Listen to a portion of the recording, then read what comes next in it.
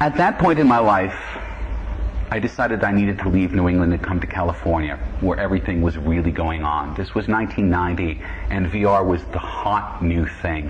And we forget now that VR was the hot new thing before the internet became the hot new thing, but for a while, it was the cheese.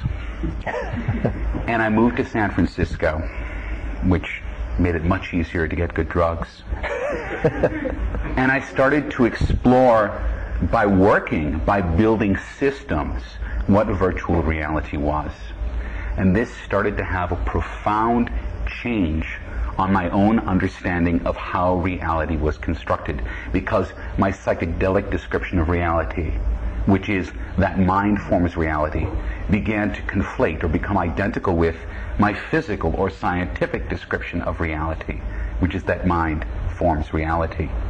And all of a sudden I understood that everything I used to understand about the way the universe works wasn't as true as I had thought.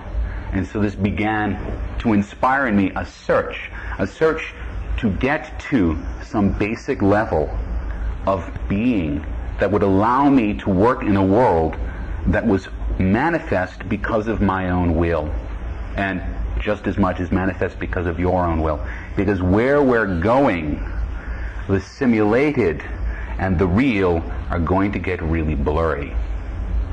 And we don't have any tools. We don't have any tools of mind. Western culture, which is based on this idea of this objective external reality, it's not hard. It's all become very soft, and it's all flowing together. So we need to now start to find ways of describing what's going on. And so what we need to do, I found in my own investigations, is to take a look at cultures that describe the world magically, that understand that perception shapes what you are, and you shape what you see, and that they're not separate areas, they're not separate domains, but that you have to consider them as a whole.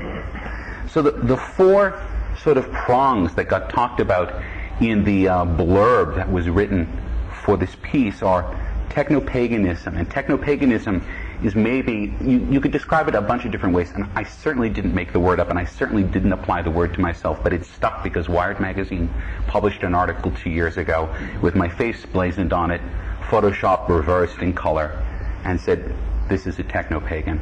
And really what it was trying to do was trying to articulate my own experience of being thrust into this world where everything was melting and nothing was solid, and trying to come to grips with it philosophically, trying to come to grips with it ontologically. And my own explorations had led me to understand that, in fact, in a world where anything you want is true, the only way you can deal with this is by learning how to deal with your will.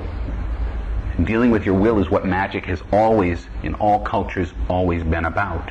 This is why the shaman doesn't go insane when the world just disappears. He's ready for it. They're ready because they understand that where they are isn't bound up in their view of the world. The internet is a connective layer, and you were talking about this last night. It's beautiful. If you took a picture of this room in 1990 and you took a picture of it today, everything would look exactly the same, and yet everything is completely different. Because in 1990 we didn't have this layer of bits that's flowing seamlessly among all of us. And it's changed us. It's radically sped up the way we deal with information in society. And every bit of information that passes through you changes you. You cannot be unaffected in any way by any bit of information.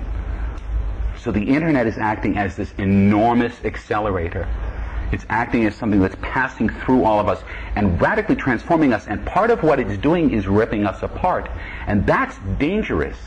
If we don't approach that carefully, and if we don't approach that with a lot of heart, we're going to find ourselves and what we think of as ourselves ripped away in that process.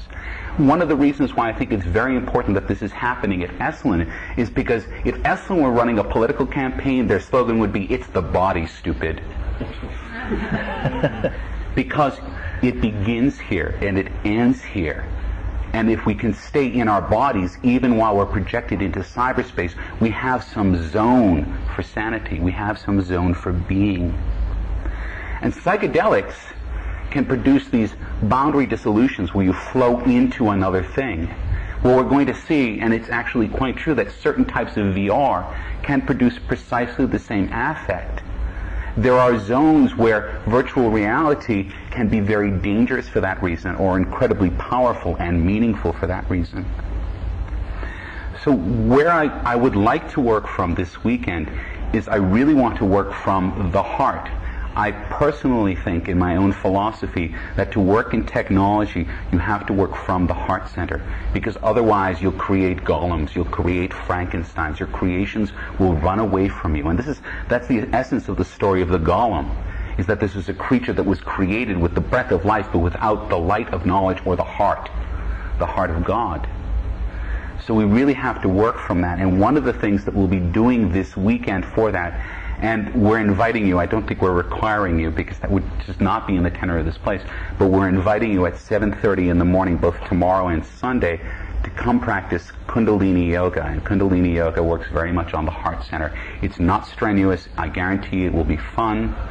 We have a very good teacher. James will be teaching this.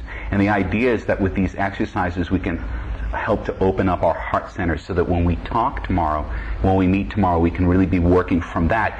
Even when we're talking about these ideas that may be very technologically relevant, they won't be isolated in our minds. That all said,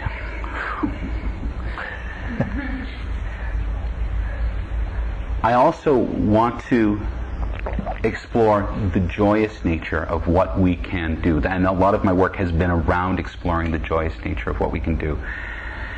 We have to, if we're working from our hearts in these environments, then a part of what we want to do is be joyous in these environments. One of my biggest gripes about the internet is that it can't, as yet, contain the tenor